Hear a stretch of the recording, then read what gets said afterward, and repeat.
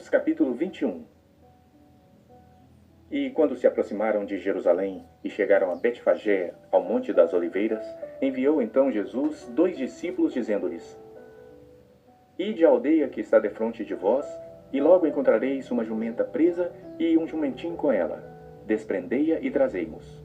Bom, nós vimos aí então a cidade de Betfagé. Se você quiser anotar aí no seu caderno, Betfagé significa casa de figos.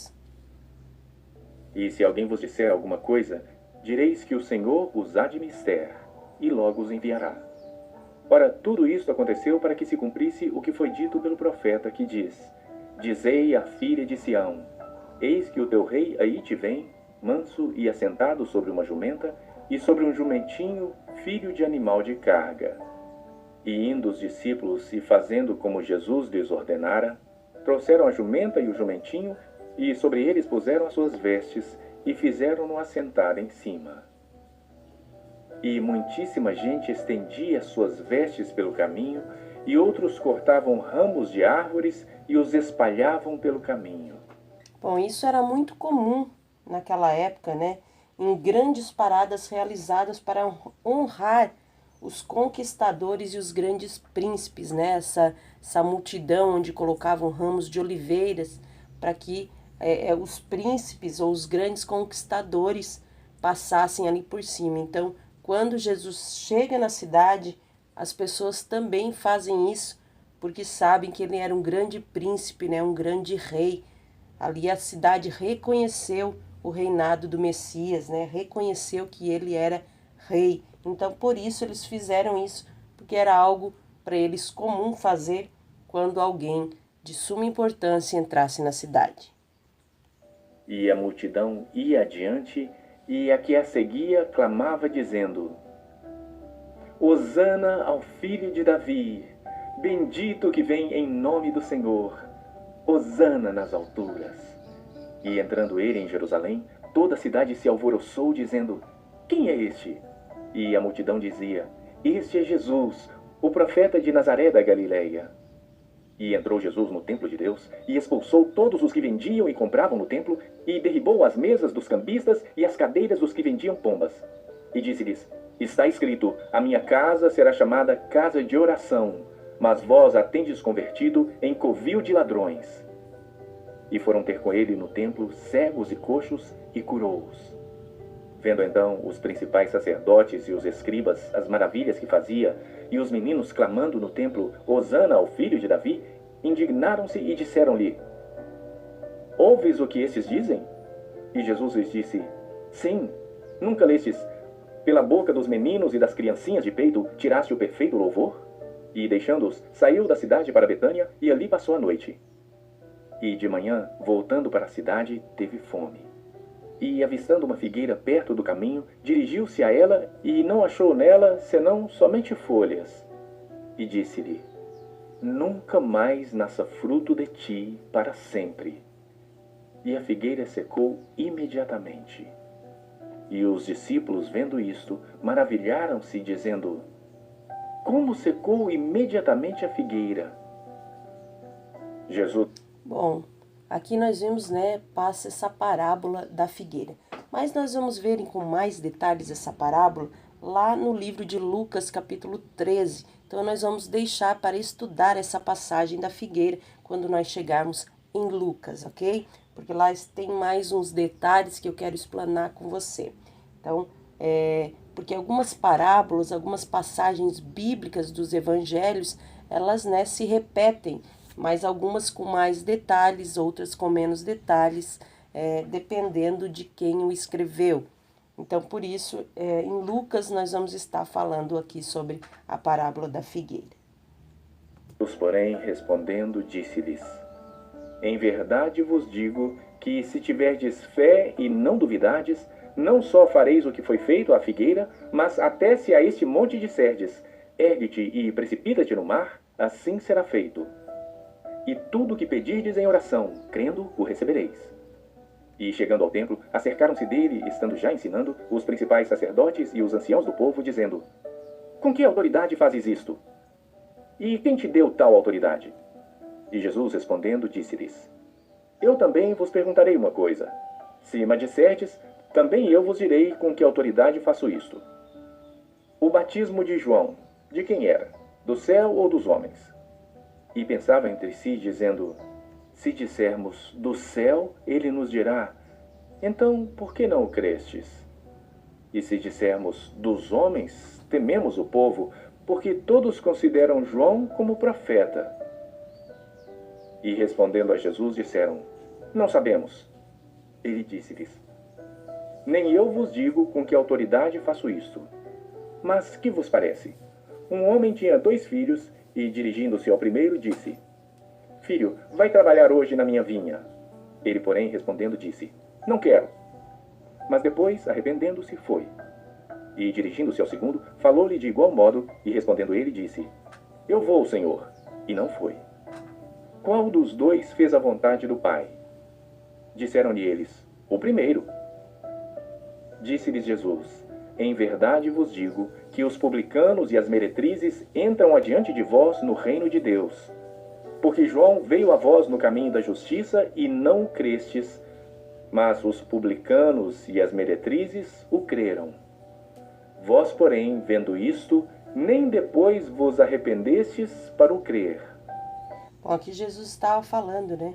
Sobre aquelas pessoas que sabem, mas não fazem. Ou aquelas que principalmente falam, mas não fazem, né?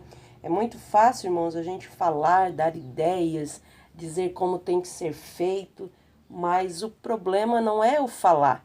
Falar e ideias, eu poderia dar aqui 100 ideias rapidinho para você, como é que você deveria fazer. Principalmente as pessoas falam nas igrejas, né? Ou até mesmo nas vidas, né? Na vida das pessoas. Porque é muito fácil eu chegar aqui e dar 100 ideias para você, ó, faz assim, assim, assim. Por que não faz isso, isso e aquilo, aquilo outro? É muito fácil. O problema é realizar, né? Nós temos um problema nas pessoas nos dias de hoje, que as pessoas dizem: vamos fazer tal coisa na igreja, pastora. Vamos fazer tal coisa ali, vamos fazer assim. Legal, isso é muito bom, não é ofensivo, é legal isso, você ter ideias. Mas quando se trata em realizar essas ideias, as pessoas não fazem. Elas querem jogar tudo para uma pessoa fazer. Ou seja, um exemplo, tá, pessoal? Eu vou dar um exemplo. Pastor, vamos fazer uma campanha de oração das 7 da manhã até as 8 e Deus vai abençoar. Amém, glória a Deus. Mas quem é que vai fazer então? Porque eu não posso me responsabilizar porque eu já tenho outro compromisso. Pronto, ninguém quer. As pessoas querem colocar tudo para uma pessoa fazer. Vamos fazer uma campanha todos os dias das 10 à meia-noite. Amém, glória a Deus, faça. Mas alguém faz? São bem poucos os que querem fazer. As pessoas dão ideias, mas não querem fazer. Querem que as outras pessoas façam. Aí, irmãos, isso não adianta, era isso que Jesus estava dizendo. Um filho chegou e disse, o pai chegou para o filho e disse: filho, você vai lá me ajudar? Ele disse: não, não vou. Mas ele se arrependeu e foi. Já o outro disse: não, pai, eu vou, não se preocupe, eu vou. Mas não apareceu. E assim é com a gente também. A gente diz: eu vou fazer uma campanha de oração, mas não aparece. Não vem. Vamos fazer um estudo bíblico. Vamos, que legal. Isso é muito bom. Mas aparece? Não. Vem uma vez ou outra ou nem vem. Né? Vamos fazer uma campanha de cultos de libertação e para nós repreender todos os vícios, isso e aquilo, aquilo outro. Vamos fazer uma campanha forte. Mas não aparece, não vem pagar o preço, não vem orar, não vem jejuar para que essas coisas aconteçam. Então, irmãos, Jesus já falava que de nada disso adiantava, né? Então, infelizmente, isso ainda acontece nos dias de hoje. Mas é preciso que eu e você venhamos falar menos e agir mais. Ouvi ainda outra parábola. Houve um homem, pai de família, que plantou uma vinha e circundou-a de um valado, e construiu nela um lagar, e edificou uma torre, e arrendou a uns lavradores, e ausentou-se para longe. E, chegando o tempo dos frutos, enviou os seus servos aos lavradores para receber os seus frutos. E os lavradores, apoderando-se dos servos, feriram um, mataram o outro e apedrejaram o outro. Depois enviou outros servos em maior número do que os primeiros, e eles fizeram-lhes o mesmo. E, por último, enviou-lhe seu filho, dizendo: terão respeito a meu filho. Mas os lavradores, vendo o filho, disseram entre si: este é o herdeiro. Vinde, matemo-lo e apoderemo-nos da sua herança. E, lançando mão dele, o arrastaram para fora da vinha e o mataram. Quando, pois, vier o senhor da vinha, que fará àqueles lavradores? Dizem-lhe eles: dará afrontosa morte aos maus e arrendará a vinha a outros lavradores que a seu tempo lhes deem os frutos. Diz-lhes Jesus: nunca lestes nas Escrituras: a pedra que os edificadores rejeitaram, essa foi posta por cabeça da esquina. Pelo Senhor foi feito isto, e é maravilhoso aos nossos olhos? Portanto, eu vos digo que o reino de Deus vos será tirado e será dado a uma nação que dê os seus frutos. E quem cair sobre essa pedra, despedaçar-se-á, e aquele sobre quem ela cair, ficará reduzido a pó. Aqui Jesus está falando dele mesmo, né? Que vieram os profetas, né? O Senhor primeiro, o Senhor, o dono da vinha, Deus. E os lavradores somos nós, né? Somos todos nós, os seres humanos. Então, o que aconteceu? Ele mandou profetas avisando o seu povo. Ele enviou alguns, e o que eles fizeram? Machucaram, mataram, apedrejaram. Deus mandou outros profetas em outro tempo. Da mesma maneira, eles fizeram a mesma coisa. Não deram ouvidos aos profetas, não deram ouvido à palavra de Deus. Deus mandou então o seu próprio filho, crendo, não, a ele vão escutar, né? Porque ele é o meu filho. E os lavradores também não acreditaram nele e o mataram, né? O humilharam e crucificaram. Então, aqui Deus está falando, né? Jesus está falando da sua própria história, né? Onde Deus, o Pai, enviou os seus profetas para nos alertar e ainda envia nos dias de hoje.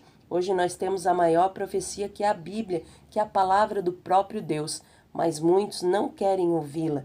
Então, aqui está bem claro Jesus dizendo que chegará aquele dia em que o próprio dono da vinha, ou seja, o próprio Deus, virá e reduzirá a pó aqueles que não quiseram ouvir a sua palavra, os seus profetas e a seu filho, né? Infelizmente, isso é real. Sabemos que um dia Deus virá e trará juízo a essa terra, juízo a todos nós. E é preciso nós estarmos preparados, né? Agradarmos e sermos obedientes ao Senhor e principalmente, né, aceitar Jesus como Salvador e deixar Ele conduzir a nossa vinha, porque Ele sabe a nossa vida, porque Ele, como dono da vinha, Ele sabe o que é preciso para nós nos fortificarmos, né? Ele é quem, né, nos dá o fortalecimento, é Ele que mata a nossa fome e a nossa sede. Portanto, precisamos sim, cada dia mais e mais, ser parecidos com Jesus, para que